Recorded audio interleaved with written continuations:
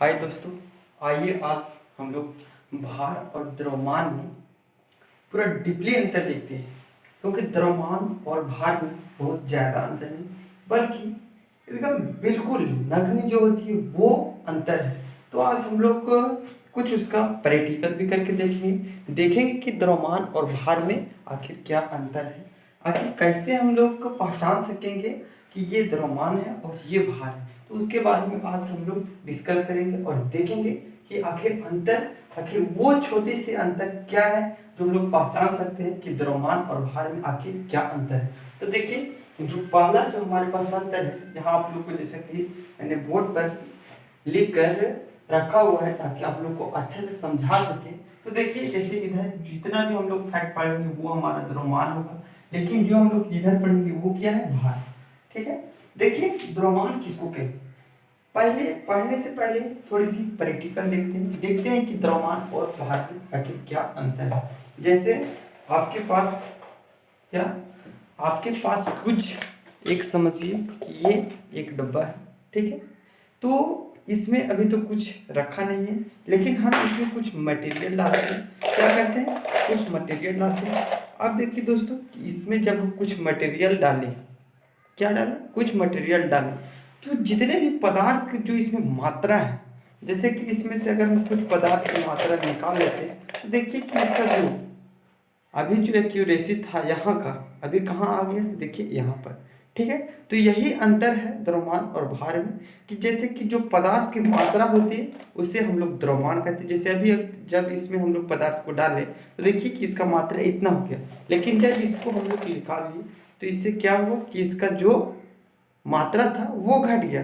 तो जो मात्रा होता है, पदार्थ का जो भी मात्रा होता है उसको हम लोग द्रव्यमान कहते हैं। अब हम लोग वेट किसको कहेंगे, जैसे कि इसमें हम लोग कुछ पदार्थ डालें कि नहीं, जैसे इसमें कुछ पदार्थ डालें तो इसको जब हम डालकर जब इसका वजन करेंगे, क्या करेंगे, इसका वजन, उसमें क्या था द्रव्यमान में, कि सिर्फ जो उसका था कि उसका जो मात्रा था, क्या था, जो उसका मात्रा था वो क्या था, द्रव्यमान उसको बोलते थे। लेकिन जब हम लोग इसी को जब हम लोग तौलेंगे तो वो इसका क्या हो गया, तो वो इसका भार हो गया। अभी देखिए, अब इसके माध्यम से मैंने आप लोग को द्रव्यमान और भार के बारे में समझाया।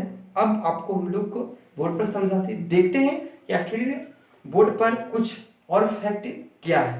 राइट, तो देखिए, जो पहला फैक्ट है वो है कि किसी वस्तु, ध्यान से सुनिएगा और ध्यान से इसको समझिएगा, बिल्कुल धीरे धीरे बताएंगे, कोई अकबकाहट नहीं। राइट, तो देखिए, किसी वस्तु में क्या है, किसी वस्तु में पदार्थ की मात्रा को उस वस्तु का द्रव्यमान कहते हैं। देखिए दोस्तों, वही से आया जो अभी मैंने आप लोग को बताया कि किसी वस्तु में क्या था, कि जो हम लोग एक डब्बा लेते समझिए कि वो एक वस्तु थी। राइट, और जितना भी उसमें हम लोग पदार्थ डाले वो क्या हो गया, उसकी मात्रा हो गई। तो वही बोलता है किसी वस्तु में पदार्थ की मात्रा को उस वस्तु का द्रव्यमान कहते हैं। राइट, पहला चीज आप लोग को समझ में आया होगा। अब देखते हैं कि दूसरा में भार की तरफ, कि भार में क्या होता है। तो देखिए, किसी वस्तु को पृथ्वी की ओर आकर्षित करने वाले बल को वस्तु का भार कहते हैं। अब मैंने उसमें बताया था कि जितने भी उसमें मेटल डालेंगे उसका जो वजन होगा, तो वजन किस पर निर्भर करता है, तो वो ग्रेविटी पर निर्भर करता है, गुरुत्वाकर्षण पर निर्भर करता है कि वो किस फोर्स से उसे नीचे की ओर खींच रहा है। राइट, तो आई होप कि ये बात भी आपको समझ में आए, क्योंकि आपको इस चीज को प्रैक्टिकली दिखाया और अब कुछ फैक्ट दिखाते। देखिए, जो दूसरा फैक्ट है वो है कि किसी भी वस्तु का द्रव्यमान सभी जगह बराबर होती है।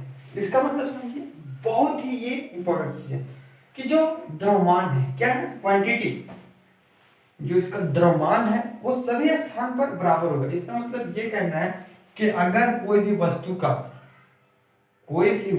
का अगर यहाँ पर मान अगर 16 केजी है, तो अगर इसे अगर आप नहीं, देखिए इसमें है कि किसी भी वस्तु का द्रव्यमान सभी जगह बराबर होगा। यानी कि द्रव्यमान का बात कर रहे हैं, जैसे कि अगर मेरा बॉडी यहाँ पर अगर कुछ स्थान लेता है तो अगर हम चंद्रमा पर भी जाएंगे तो हमारा बॉडी क्या करेगा, वहां पर भी उतना ही जगह लेगा जितना कि यहाँ पर लेगा, ठीक है।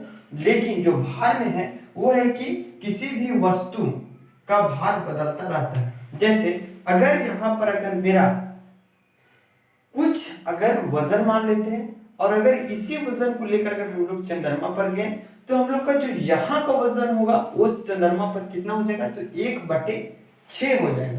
क्यों हो जाएगा, अब इसका कारण हम लोग अगली वीडियो में देखेंगे, क्योंकि एक वीडियो में देख पाना संभव नहीं, ठीक है।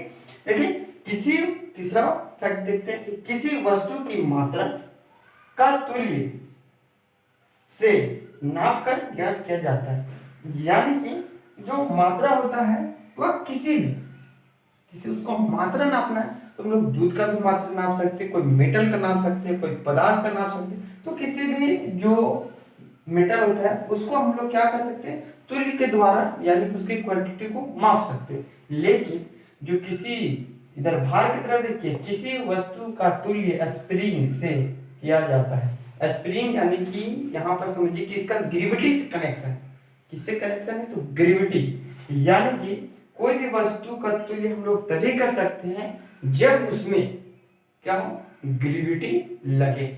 और आप लोग जनरली भी जानते हैं कि किसी भी तौल के लिए, माप के लिए हम लोग को किसकी आवश्यकता पड़ती है, तो ग्रेविटी का आवश्यकता पड़ता है, राइट। जो चौथा फैक्ट है उसको देखते हैं कि द्रव्यमान की इकाई ग्राम। क्या बोल रहे हैं, द्रव्यमान का जो छोटा यूनिट होता है ना, वो उसके बारे में हम लोग बात करें कि द्रव्यमान की इकाई ग्राम, पाउडर, पाउंड या किस किलोग्राम होती है। यानी कि जो हम लोग द्रव्यमान मापते हैं उसको किस में मापते हैं, तो पाउंड में मापते हैं या फिर किलोग्राम में मापते हैं, ठीक है। और इधर जो भार है वो क्या है कि भार का इकाई डाइन होता है, इसको डाइन या फिर पाउंडर या फिर न्यूटन से मापते हैं, ठीक है। फिर है कि जब कोई वस्तु को द्रव में डुबाया जाता है तो उसके द्रव्यमान में कमी, फिर से पढ़ते हैं, देखते हैं, क्योंकि ये एक बहुत बड़ा फैक्ट है, ठीक है। देखते हैं कि जब कोई वस्तु को द्रव में डुबाया जाता है तो उसके द्रव्यमान में कोई अंतर नहीं आता है। यानी कि अगर हमारा द्रव्यमान अभी जो है, अगर हम किसी द्रव में भी अगर उसे डुबाते हैं तो उसका में क्या हो कि उसमें कोई अंतर नहीं आएगा। लेकिन जब वस्तु को द्रव में डुबाया जाता है तो उसके भार में कमी आती है। क्या आती, कमी आती है, ठीक है। तो यही आज का जो हमारा टॉपिक था कि द्रव्यमान और भार में आखिर क्या अंतर है। आप लोगों को प्रैक्टिकल भी दिखाया और आप लोग को इसके बारे में कुछ फैक्ट भी बताया। तो आई होप कि ये वीडियो आप लोग को समझ में आई होगी। थैंक यू दोस्तों।